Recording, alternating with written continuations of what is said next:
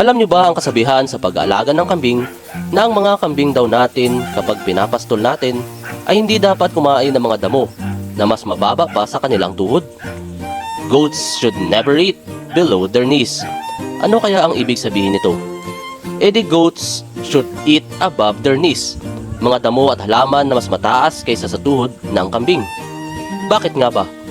Ito raw ay para maging malusog at malayo sa sakit ang ating mga kambing. Dahil sa kaparaanang ito ay may iwasan daw natin na makain ng mga kambing ang mga bulate at parasites na nagdudulot ng pagkapayat, pagtatae at pagkakasakit ng mga alaga nating kambing.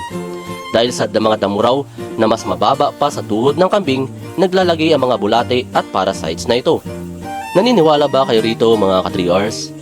Kaya pala siguro kapag lagi nating pinapastol ang ating mga kambing sa mga mabababang area ay yun na lang lagi ang area na pinapastolan natin ay doon na natin napapansin ng unti-unting pagbabago sa kanilang pangangatawan.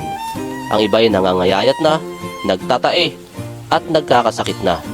Worse ay mamamatay pa dahil sa anemia dulot ng sobra-sobrang parasites o bulate sa katawan nila. Lalo na siguro kapag paulit-ulit ang area na pinapastolan natin. Tapos mabababa pa ang damo. Dahil nandun na rin ang mga dumi ng mga kambing kung saan nanggagaling ang mga bulate at parasites na ito. At kapag nakain ito ng mga kambing at unti-unting dumami sa katawan nila ay dyan na nagsisimula. Kaya pala laging sinasabi ng mga eksperto at matatagal na sa pagkakambing na i-practice natin ang rotational grazing o ang palipat-lipat ng area na ating pinapastulan para maiwasan natin ang mga parasites na ito. Hindi naman siguro makakasama sa ating mga kambing ang mga mabababang damo kung ang area na yan ay bago lang pagpapastulan dahil wala pa dyan ang mga dumi ng kambing.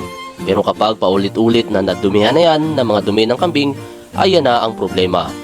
Rotational grazing is the key. Goats should never eat below their knees. Happy goat farming everyone, like, share, and follow for more.